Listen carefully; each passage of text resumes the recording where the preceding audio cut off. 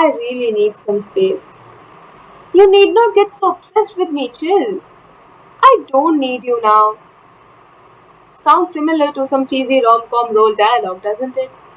Or perhaps another tone I personally can relate to is my 14-year-old self yelling at my almost half a century old parents who used to bash into my room post every 2 minutes. The thing about parenting rules is that there aren't any. That's what makes it more difficult. Quoted by Ewan McGregor, pretty conveniently used by many parents while consoling themselves after an anger outburst session with their kids. But how is that complexity supposed to be fit into the brain of an already confused teenager? Goes without saying, a child of that age is at its peak of hormone turbulences. Adding to that, the apparent influence of the outside world, academic tension, future fears, and insecurities, the list goes on. And adding to that, a weird comment from our over obsessed parents simply can exhaust us all, right? Hence, snapping back at them also might sound justified, right? Life isn't always at its best.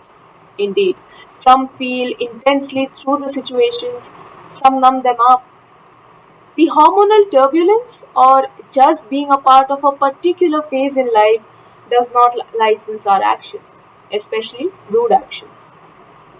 Through the course of life, we get so occupied with ourselves, our ambitions, and the apparent future uncertainty that we forget to address the fact that our parents are growing with us as well.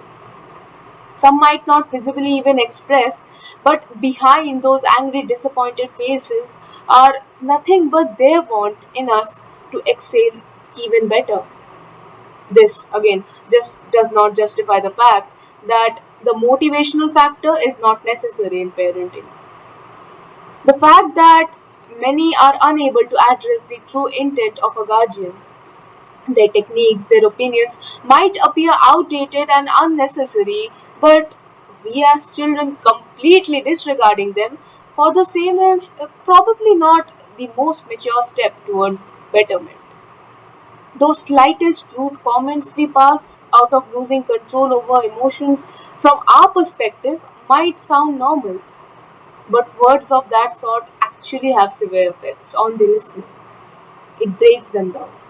At moments, it makes them cry too. And us being the reason for someone's distress, especially that of our parents, is harrowing. All actions taken for granted might have negligible impact, but the guilt, the culpability post our actions are too heavy to immunize. Repentance of the same might not always be fruitful.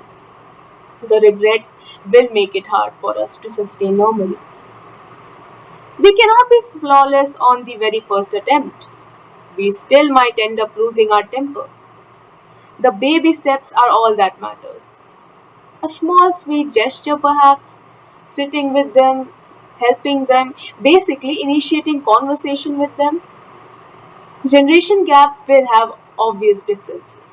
But instead of getting offended with the changes, embracing them, learning from the changes, learning from each other, sounds more mindful, doesn't it?